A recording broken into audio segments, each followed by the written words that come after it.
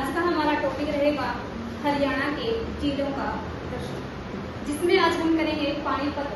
पानीपत की बात करें, पानीपत का नाम पाणिनि ऋषि के नाम पर रखा गया। पानीपत का नाम पाणिनि ऋषि के नाम पर रखा गया, लेकिन ये महाभारत काल में से पांडुप्रस्थ या पानप्रस्थ भी कहते हैं। महाभारत काल में इसका नाम क्या था? पानप्रस्थ या पांडुप्रस्थ कहते हैं। जो महाभारत का युद्ध हुआ, ये पांडवों के द्वारा कौरवों से 5 राज्यों की मांग की गई थी, और वो 5 राज्य कौन कौन से थे? पांडुप्रस्थ, सोमप्रस्थ, तिलवत, बागपत और इंद्रप्रस्थ, जिनमें से यानी कि पानीपत एक स्थान था जिसकी पांडवों के द्वारा कौरवों से मांग की थी, और इसकी बात न मानने के कारण ही पानीपत का युद्ध महाभारत का युद्ध हुआ था।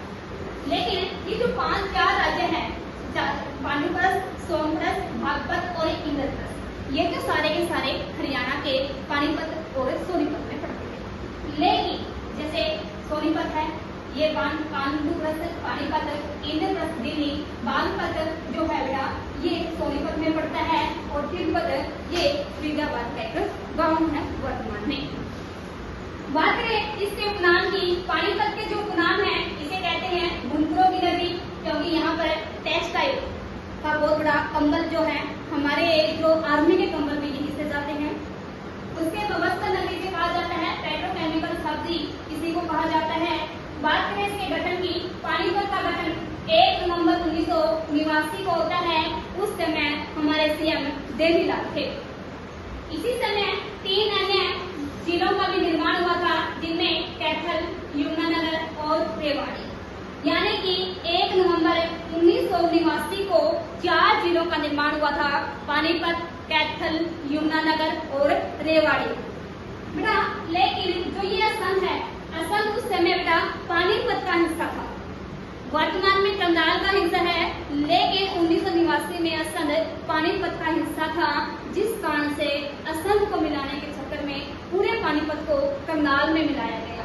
और ये कब मनाया गया? 24 जुलाई 1991 को। 24 जुलाई 1991 का दिन था जब पानीपत को कंधार में वापस मिलाया गया। लेकिन 1 जनवरी 1992 को पानीपत को दोबारा से करनाल से अलग कर दिया गया और असम को करनाल में रखा गया। बात करें जो असम है अभी करनाल का हिस्सा है, हरियाणा का सबसे पूर्वी जिला पानीपत है, और इसकी लोकेशन की बात करें या इसकी स्थिति की बात करें, पानीपत जो है इसके उत्तर में करनाल है, पूरब में यमुना नदी बहती है जो हरियाणा और यूपी के बीच में सीमा का निर्माण करती है, पश्चिम में जींद है जबकि दक्षिण में सोनीपत है। ध्यान रखना इसकी स्थिति को, पानीपत के उत्तर में करनाल, पश्चिम में जींद, पूरब में यमुना नदी यानी कि यूपी है, और दक्षिण में सोनीपत है। बात करें इसके क्षेत्रफल की, 1268 किलोमीटर स्क्वायर इसका क्षेत्रफल है, यानी कि 1268 वर्ग किलोमीटर। घनत्व की बात करें 951 किलोमीटर स्क्वायर। 951 किलोमीटर स्क्वायर का मतलब हुआ 1 किलोमीटर के अंदर बेटा 951 लोग वहां पर रहते हैं। साक्षरता दर कितने पढ़े लिखे हैं? तो 75% साक्षरता दर है, और लोकसभा क्षेत्र करनाल है। बात करें पानीपत के अंदर 2 नेशनल हाईवे है, NH 709 और NH 44। ऐसा जिला जिसके नाम पर विधानसभा की सीट नहीं है वो कुरुक्षेत्र है, लेकिन यहाँ पर जो पानीपत है इसके अंदर विधानसभा की 4 सीटें हैं। पानीपत शहर है, पानीपत ग्रामीण है, इसराना और समारखा। लेकिन इसराना जो है ये बेटा अनुसूचित जाति के लिए आरक्षित सीट है। हरियाणा के अंदर कुल 90 सीट है, और अनुसूचित जाति के लिए बेटा 17 सीट आरक्षित हैं। बात करें तहसीलें की, पानीपत के अंदर 4 तहसीलें हैं, पानीपत, समारखा, बाकोली और इसराना। 4 सीटें पानीपत, समारखा, बाकोली और इसराना। लेकिन एक उप तहसील है जिसका नाम है मतलोडा। नेक्स्ट है ऐतिहासिक घटनाएं। पानीपत के अंदर 3 लड़ाइयां होती हैं। एक लड़ाई 21 अप्रैल 1526 को हुई, दूसरी लड़ाई बेटा पानीपत की दूसरी लड़ाई 5 नवंबर 1556 को हुई थी, और तीसरी लड़ाई 14 जनवरी 1730 को हुई थी। पहली जो लड़ाई है ये 21 अप्रैल 1526 में बाबर और इब्राहिम लोदी के बीच में हुई थी। पानीपत की प्रथम लड़ाई के साथ ही बेटा जो लोदी वंश का खात्मा हो चुका था।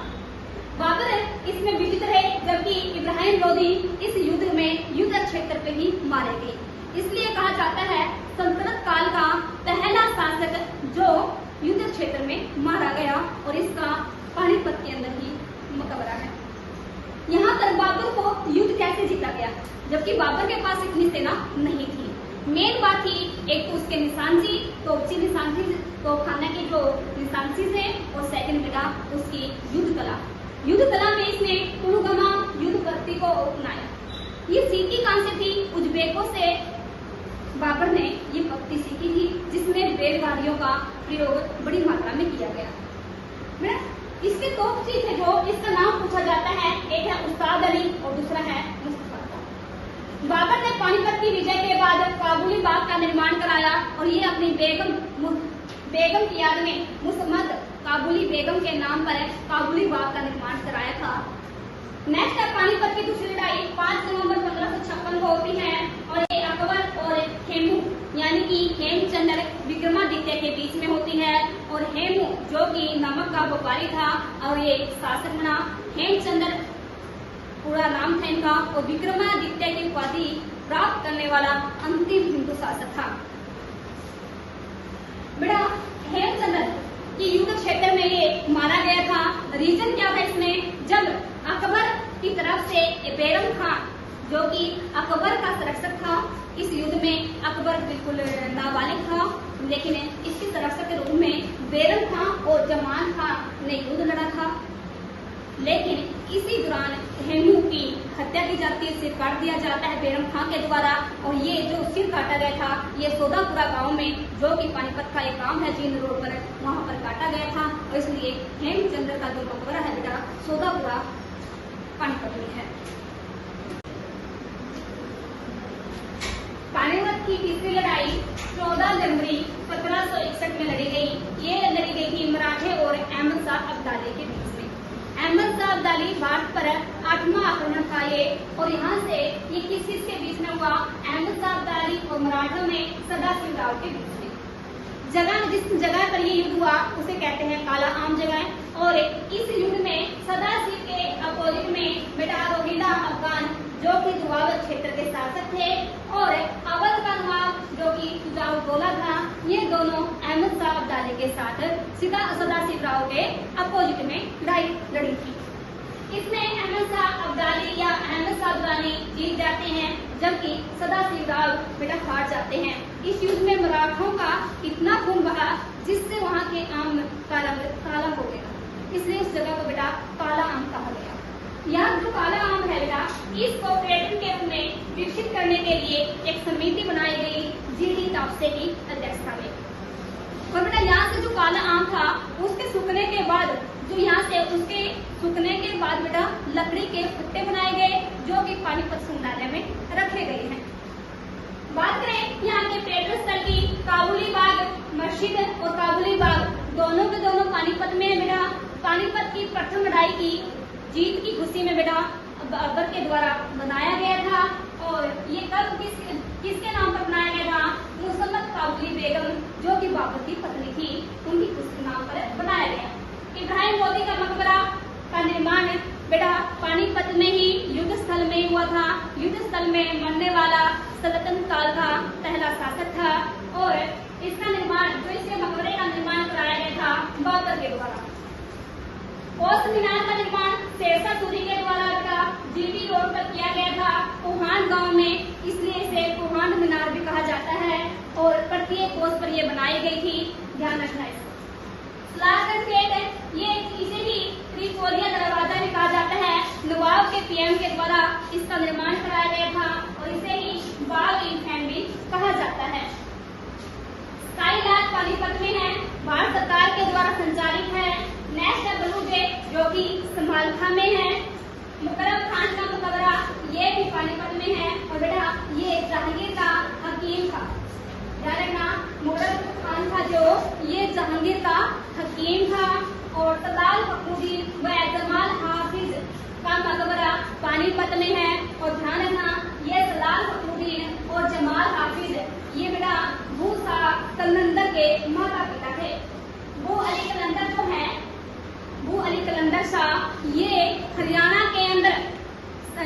चिश्ती संप्रदाय है उसको बढ़ाने का काम किया। लेकिन ध्यान रखना, यदि क्वेश्चन आए कि हरियाणा में चिश्ती संप्रदाय की नींव किसने रखी थी, वो रखी थी शेख फरीद ने। हजरत ख्वाजा शमसुद्दीन का मकबरा पानीपत में है। गौस अली शाह की दरगाह, हजरत शेख जलालुद्दीन की दरगाह, ये भी पानीपत में है। अल्ताफ हुसैन होली की कब्र बेटा पानीपत में है और ये उर्दू शायर हैं। इसी के नाम पर हरियाणा में उर्दू के क्षेत्र में, उर्दू साहित्य के क्षेत्र में एक होली पुरस्कार भी दिया जाता है। रोशन अली शाह की दरगाह भी पानीपत में है। जामा मस्जिद पानीपत की सबसे बड़ी मस्जिद है। देवी तालाब शिव मंदिर, ये इसका निर्माण बेटा मंगल रघुनाथ के द्वारा करवाया गया था। सिद्ध शिव शनि धाम पानीपत में है। इसे ही दादा पोता का मंदिर भी कहा जाता है। अनंतों की यक्ष मंदिर, दिगंबर जैन मंदिर और श्री श्याम मंदिर जो कि तुलकाना में बड़बड़ी यानी कि श्याम बाबा श्याम से संबंधित है। नेक्स्ट बेटा यहाँ के उद्योग है, जिसमें है सबसे पहले विक्रम रबड़ संयंत्र, जिसकी स्थापना 2013 में पानीपत में हुई थी जापान और ताइवान की सहायता से। यूरिया संयंत्र पानीपत में है। पानीपत विद्युत संयंत्र जिसकी क्षमता 1367.10 मेगावाट है और ये पानीपत के आजू गांव में है और इसकी स्थापना 1979 में हुई थी। तेल शोधक कारखाना पानीपत का पहला, या फिर हम कह सकते हैं हरियाणा का पहला और सबसे पुराना तेल शोधक कारखाना है, जो कि बहौली गांव में है। इंडियन ऑयल कॉर्पोरेशन के द्वारा 1997-98 में बनवाया गया था। यदि पूछे यहाँ से जो तेल आता है किस जरिए यहाँ तेल पहुँचता है, तो बेटा ध्यान रखना कच्चा तेल यहाँ मथुरा पाइपलाइन से आता है। अमोनिया प्लांट यहीं पर है। हैंडलूम उद्योग भी यहीं पर है और पराली से इथेनॉल बनाने का काम भी पानीपत में किया जाता है। शिक्षा संस्थान की बात करें, प्रजापति ब्रह्म कुमारी ईश्वरीय विद्यालय है, जहाँ पर वैदिक जो शिक्षा है वो दी जाती है। दिव्यांग आवासीय विद्यालय भी पानीपत में है। जोहार नवोदय विद्यालय नौलखा गांव में है और ध्यान रखना जो नौलखा गांव है बेटा, यहाँ पर एक संस्थान भी है, उसका नाम आप बताओगे, अभी बताया था। मेले की बात करें, कलंदर शाह की मजार का मेला ये पानीपत में है। पाथरी माता का मेला 30 दिनों तक चलता है। पाथरी गांव पानीपत में है। शिवजी स्टेडियम, शिवाजी जो स्टेडियम है, ये भी पानीपत में है। बात करें यहाँ के प्रमुख व्यक्तित्व की, नीरज चोपड़ा भाला फेंक यानी कि जैवलिन थ्रो से संबंधित है। इन्होंने ओलंपिक में गोल्ड मेडल जीता था और उस दिन था 1 अगस्त, इसलिए 1 अगस्त को भाला फेंक दिवस भी मनाया जाता है। गगन नारायण सुमालिया से मेरा निशानेबाज है, यह हम कह सकते हैं क्या है, शूटर है। महेश दत्त शर्मा ये खादी से संबंधित है। अल्ताफ हुसैन अली उर्दू शायर हैं। 1837 में जन्म हुआ था और 1914 में इनकी मृत्यु हुई। ख्वाजा अहमद आवाज फिल्म निर्देशक हैं और यहाँ की 2-3 काफी इम्पोर्टेंट चीजें हैं। मिशन इंद्रधनुष ये टीकाकरण से संबंधित है और 7 अप्रैल 2015 में पानीपत से नौरलाल खट्टर के द्वारा शुरू की गई। उसके बाद आती है बेटी बचाओ बेटी पढ़ाओ योजना, जो कि 1 जनवरी 2015 से पीएम नरेंद्र मोदी के द्वारा शुरू की गई और अभी 2024-25 में बेटा एक पानीपत से चली है सखी, जो बीमा सखी योजना।